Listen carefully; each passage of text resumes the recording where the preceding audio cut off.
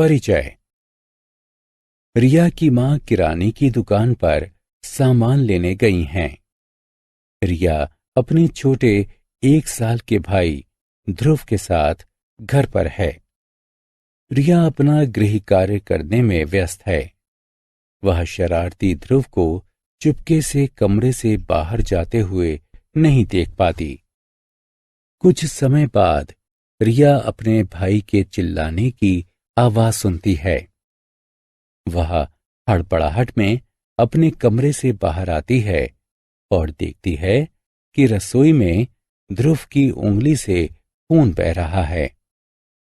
वो ध्रुव को शांत करती है और उसकी उंगली को धोकर उस पर पट्टी बांध देती है।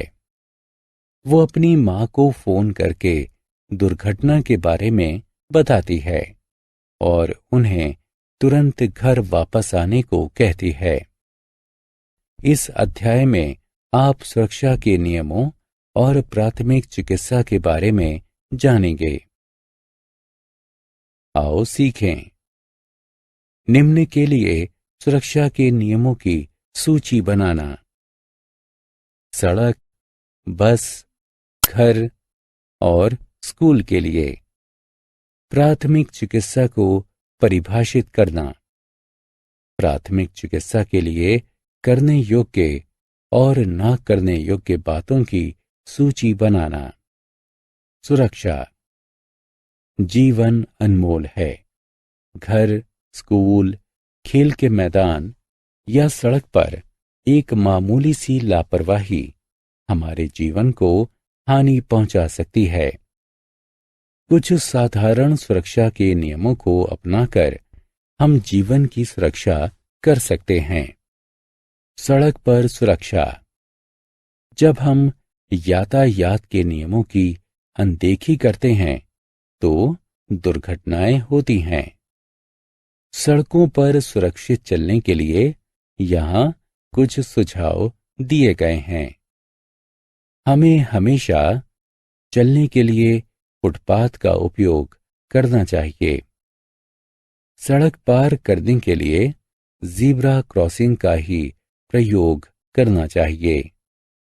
सड़क पार करते समय अपने से बड़ों की मदद लेनी चाहिए। सड़क पार करते समय सबसे पहले दाईं ओर, उसके बाद बाईं ओर और फिर दोबारा से दाईं ओर देखकर ही सड़क पार करनी चाहिए। यातायात बत्ती। सड़क पर हमारी सुरक्षा के लिए यातायात संकेत होते हैं। हमें हमेशा उनका पालन करना चाहिए। सबसे ऊपर लाल बत्ती वाहनों को रुकने का संकेत देती है। सबसे नीचे हरी बत्ती वाहनों को आगे चलने का संकेत देती है और बीच वाली पीली बत्ती इंतजार करने का संकेत देती है। यातायात की बत्ती लाल होने पर ही पैदल वाले यात्रियों को सड़क पार करनी चाहिए। आओ खेलें। सही विकल्प पर क्लिक करें। बस में सफर करते समय सुरक्षा। बस जन परिवहन का एक साधन है। एक बस दुर्घटना होने पर एक ही बार में अनेक जिंदगियां खतरे में आ सकती हैं।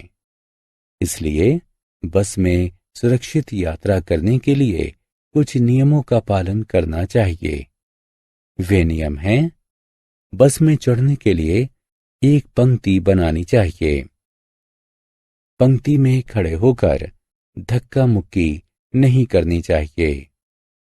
चलती बस में चढ़ने उतरने की कोशिश नहीं करनी चाहिए। चलती बस में से अपने सिर और हाथ बाहर नहीं निकालने चाहिए। घर पर सुरक्षा। घर एक ऐसा स्थान है जहां हम अपने प्रियजनों के साथ रहते हैं। कुछ साधारण नियमों को अपनाकर आप अपने घर को सुरक्षित रख सकते हैं। ये नियम हैं: सीढ़ियों पर ऊपर नीचे नहीं भागना चाहिए। बड़ों की उपस्थिति में ही कैंची या अन्य धारदार औजारों का प्रयोग करना चाहिए। वस्तुओं को प्रयोग करने के बाद वापस उसी स्थान पर रखना चाहिए। माचिस के साथ नहीं खेलना चाहिए। बड़ों की उपस्थिति में ही पटाखे चलाने चाहिए। गीले हाथों से बिजली के उपकरण को चालू या बंद नहीं करना चाहिए। बिजली के सॉकेट को नहीं छूना चाहिए। आओ खेलें। सही या गलत का चयन करें। स्कूल में सुरक्षा। स्कूल वह स्थान है जहां हम पढ़ना, लिखना, खेलना, साझा करना तथा एक दूसरे का सहयोग करना सीखते हैं। हमें हमेशा स्कूल के नियमों का पालन करना चाहिए, अन्यथा कोई गंभीर दुर्घटना हो सकती है। स्कूल में सुरक्षित रखने के नियम निम्न हैं।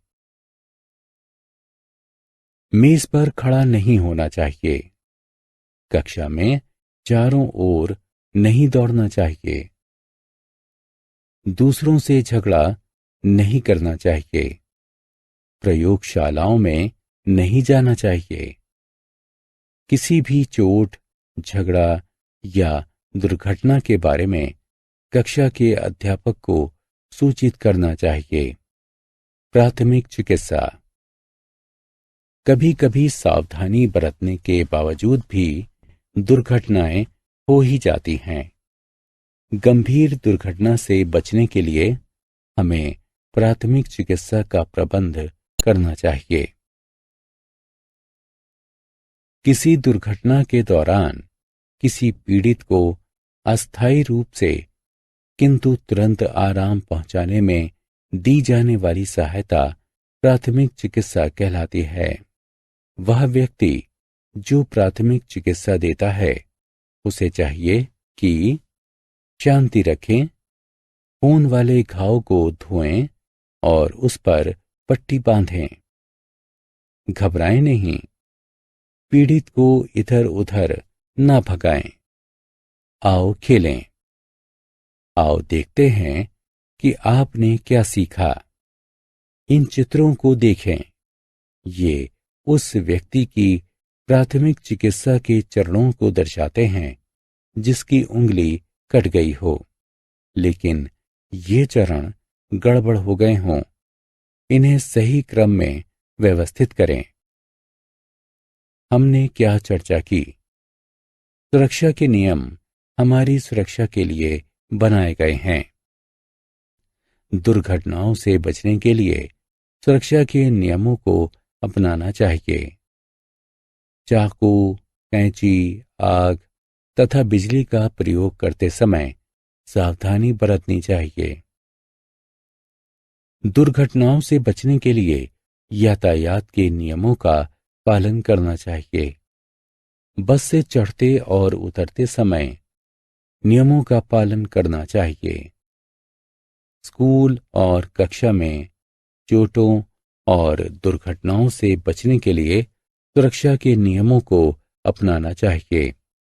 किसी दुर्घटना के दौरान किसी पीड़ित को अस्थायी रूप से किंतु तुरंत आराम पहुंचाने में दी जाने वाली सहायता प्राथमिक चिकित्सा कहलाती है।